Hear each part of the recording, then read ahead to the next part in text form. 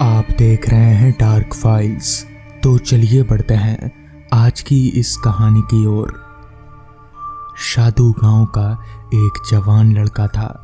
वो किसी से नहीं डरता था। वो अपने माता पिता का एकमात्र बेटा था।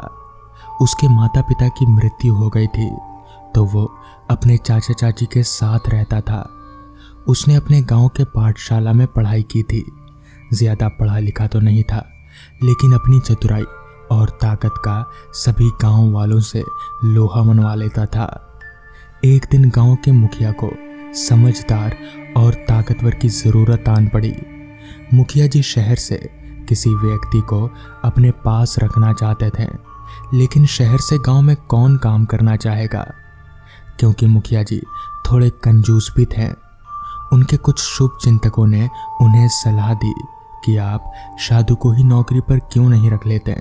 वो गांव का लड़का है, आप उसको जो भी देंगे वो उस पर मान जाएगा। वो आपका बहुत सम्मान करता है, वो आपका दिल लगाकर सेवा करेगा। जिसके बाद मुखिया जी मान गए। शादू को बुलावा भेजा गया।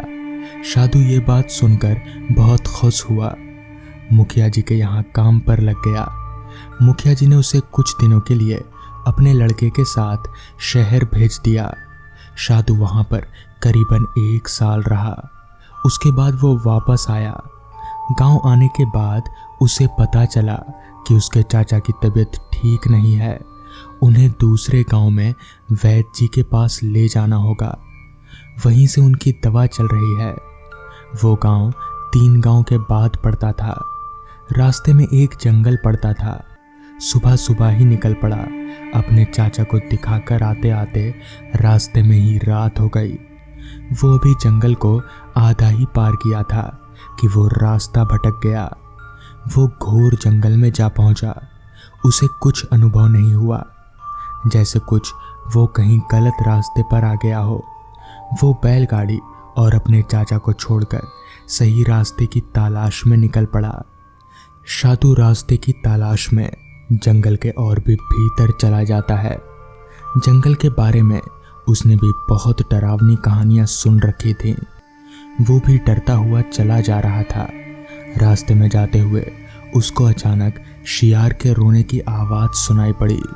वो डर गया। उसके शरीर में डर की एक सिहरन उठ पड़ी।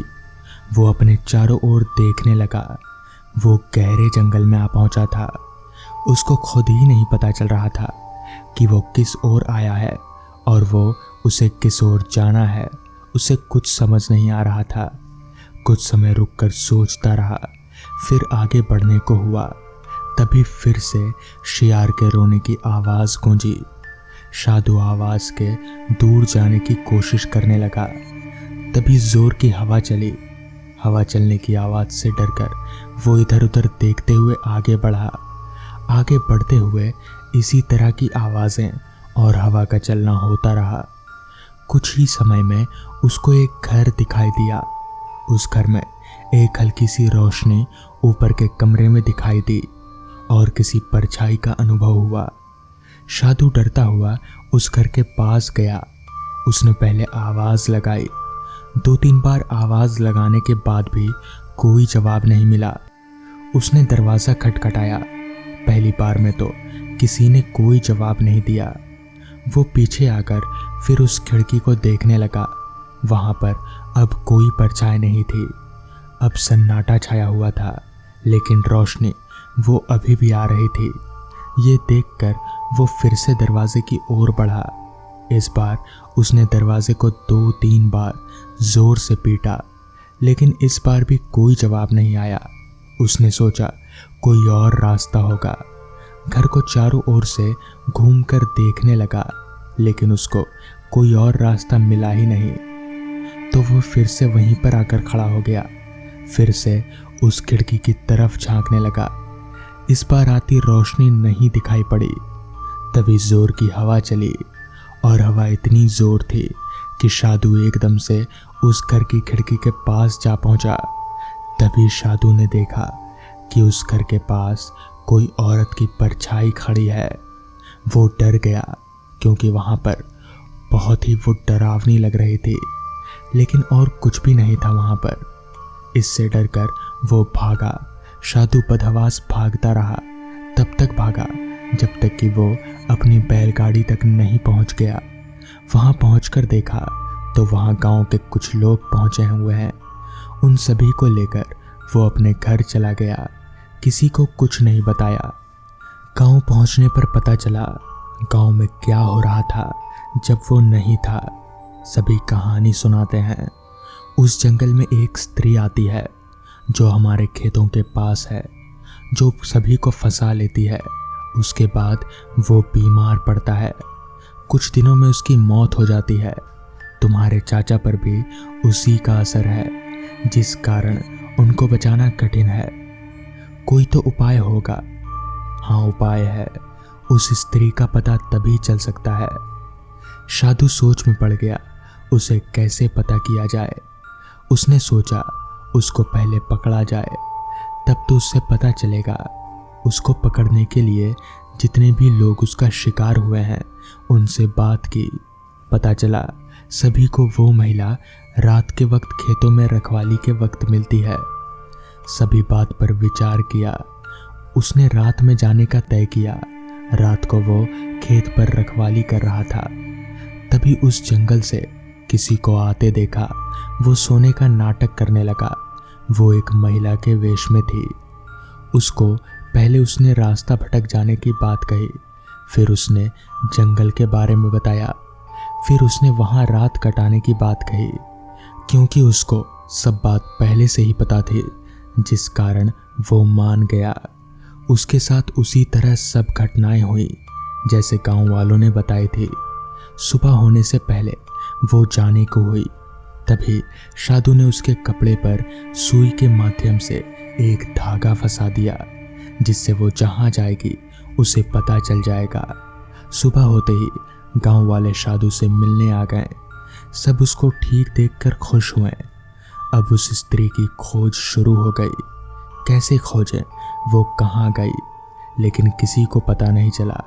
सब निराश होकर जब वापस आए तब सभी कहने लगे वो नहीं मिली, कहाँ चली गई, कहाँ ढूंढे। तभी साधु बोला, चलो मेरे साथ। सबने कहा, कहाँ? इस पर उसने कहा, जंगल में। ये सुनकर सभी डर गए, जिसके बाद सभी लोग जंगल की ओर चलने लगे। वो जाकर साधु ने उस धागे को खोजा, फिर उस धागे के साथ चलता गया। सभी गांव वाले वहां पहुंचे, फिर उस चुड़ैल को पकड़कर सभी लाए और उसे जिंदा जलाकर मार दिया गया। उसके बाद उस घर को भी सभी गांव वालों ने तोड़ दिया। गांव के सभी बीमार व्यक्ति ठीक हो गए। दरअसल वो एक चुड़ैल थी जो लोगों का खून चूसती थी और उन्हें कमजोर करके खुद अपनी शक्तियां बढ़ाती थी।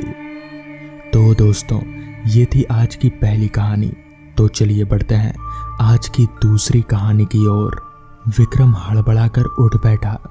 उसका फोन लगातार बजते जा रहा था। अपने सेलफोन को जेब से निकाल कर देखा तो निधि का कॉल आ रहा था। वो जल्दी से फोन ऑन किया और बोला, हाँ निधि बोलो, सब ठीक तो है ना? यार मुझे दुख है कि मैं समय पर नहीं पहुंच पाया। मुझे समझ नहीं आ रहा कि मैं क्या करूं। मैं जल्दी आने की कोशिश करता हूं। विक्रम जल्दी जल्दी बोलकर फोन रख दिया। अचानक उसके चेहरे पर पसीने की बूंदें चमकने लगी और वो परेशान होकर सुनसान खाली सड़क को देखने लगा। आसमान की तरफ देखा तो अब तक अंधेरा हो चुका था। दूर दूर तक बंजर और जमीन के अलावा और कुछ भी नहीं दिख रहा था। ठंडी ठंडी हवाएं चल रही थी। सड़कें सुनसान थी। शायद घंटों से कोई वाहन नहीं गुजरा था।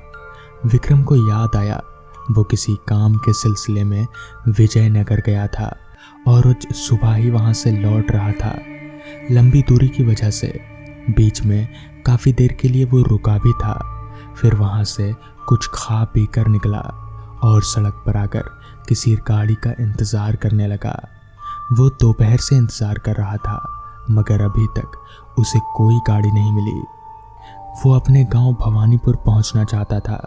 सुबह में वो निधि को बता चुका था कि दोपहर तक वो घर पहुंच जाएगा, लेकिन सड़क पर किसी वाहन या किसी इंसान का नामो निशान नहीं था। साए साए करके ठंडी हवाएं चल रही थी, जिससे वहां का वातावरण और भी डरावना लगने लगा। उसके शरीर में एक झुरझुरी सी उठने लगी। वो सोचने लगा, आज उसे कुछ अजीब अजीब सा क्यों लग रहा है। फिर वो सिर को झटकते हुए आगे बढ़ने लगा। मोबाइल पर लोकेशन सर्च किया तो यहाँ से भवानीपुर 17 किलोमीटर दूर बताया। करीब 15 मिनट चलने के बाद अचानक उसके कानों में किसी वाहन के चलने की आवाज़ सुनाई दी। वो मुड़कर देखने लगा, लेकिन गाड़ी का दूर दूर तक कोई नामो निशान नहीं था। वो चौंका, फिर यह आवाज़ कैसी? अभी वो इसी उधेड़बुन में पड़ा था कि कुछ लोगों के जोर जोर से चीखने चिल्लाने की आवाज़ आई। विक्रम तुरंत पूरी सतर्कता के साथ इधर उधर देखने लगा, लेकिन दूर दूर तक कोई नजर नहीं आ रहा था। किसी अनहोनी की आकांक्षा से वो कांप उठा। वो तेज तेज कदमों से चलने लगा। वो पीछे महसूस करने लगा जैसे कोई है जो उसका पीछा कर रहा है। वो भयभीत आंखों से मुड़ मुड़ कर पीछे देखता और किसी को ना पाकर और भी तेज कदमों से चल पड़ता। पूरा शरीर पसीने से लथपथ हो चुका था। दिल जैसे बैठा जा रहा था और अचानक उसे किसी के जोर जोर से ठहाके लगाने की आवाज़ सुनाई दी। वो डर भरी निगाहों से आवाज़ की ओर मुड़कर देखने लगा और जो दृश्य उसने देखा उसके होश उड़ गए। सड़क के दाहिने तरफ झाड़ीनुमा अनगिनत पेड़ थे जो जंगल का रूप ले चुके थे।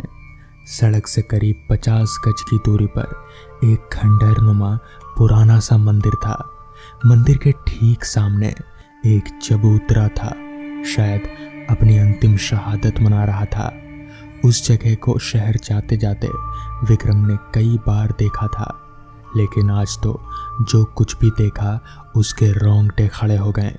चबूतरे पर एक लंबा सपाट साया जैसे हवा के साथ डोल रहा था, चेहरा विकृत और खून से सना हुआ। विक्रम के मुंह से जैसे चीख निकल गई। वो दौड़ लगा दिया। कहाँ जा रहा था, किस दिशा में जा रहा था, उसे होश कहाँ था। उसे सिर्फ इस पिशाच से अपना छुटकारा दिलवाना था, इस खूनी शैतान से बचना है। वो काफी थक चुका था, लेकिन जान की मोह और प्रेत का भय उसके कदमों को जबरन घसीटे जा रहा था। अचानक वो एक बड़े पत्थर से जा टकराया और गिर पड़ा। तभी एक आवाज आई, अंकल जी, तबीयत कैसी है अब? विक्रम चौंक कर पीछे देखने लगा। एक 5-6 साल की लड़की उसकी तरफ बढ़ रही थी। विक्रम हैरान परेशान होकर चौंक कर इधर उधर देखने लगा। वो पिशाच, ये लड़की। डरिए मत अंकल, मैं पास के गांव में रहती हूँ। हम अपने दोस्तों के साथ मंदिर में खेल रहे थे, तभी आपकी चीख सुनाई दी। पास आकर देखा तो आप इस पत्थर से टकराकर बेहोश पड़े हुए थे।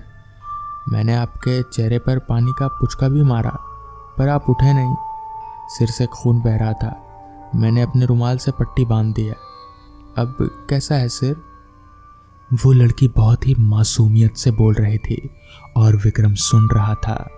अचानक ही उसका हाथ अपने सिर को टटोलने लगा। तब उसे एहसास हुआ कि सिर में हल्का दर्द हो रहा है।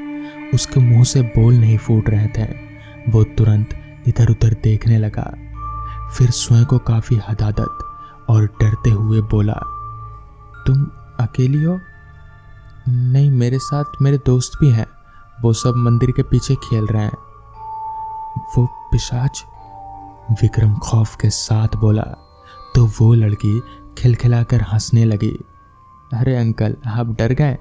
वो तो लकड़ी का पुतला है। सफ़ेद कपड़े पहनाकर हम सब ने उसे पिशाच बना दिया, चेहरे पर लाल रंग पोत दिया। आप भी क्या अंकल, आज के ज़माने में भूत पिशाच थोड़ी होते हैं। फिर वो आवाज़ कैसी थी? इस पर वो लड़की बोली, वो तो सायरन की आवाज़ थी, वो हम ही लोगों ने बजाई थी। जिसके बाद विक्रम ने खुद को संभालने की कोशिश की खुद को संभाल कर वो जैसे ही उठा और सामने देखा तो अब वहां पर कोई लड़की नहीं थी। उसे लगा कि वो शायद उस मंदिर के पीछे चली गई होगी। उसने सोचा क्यों ना एक बार उस लड़की को ठीक से शुक्रिया बोलकर निकले। वो उस मंदिर के पीछे गया मगर वहां पर कोई नहीं था और ना ही उस मंदिर में कोई मूर्ति थी, बल्कि वो तो एक खंडहर था। तो आखिर वो लड़की कौन थी यह आज तक विक्रम को पता नहीं चल पाया। तो दोस्तों, ये थी आज की कहानियाँ। अगर आपको ये कहानी पसंद आई हो तो वीडियो को लाइक और चैनल को सब्सक्राइब कर दें। तो मैं आपका दोस्त आर्यन जल्द ही मिलूंगा आपसे ऐसी ही एक नई कहानी के साथ। तब तक के लिए अपना ख्याल रखें।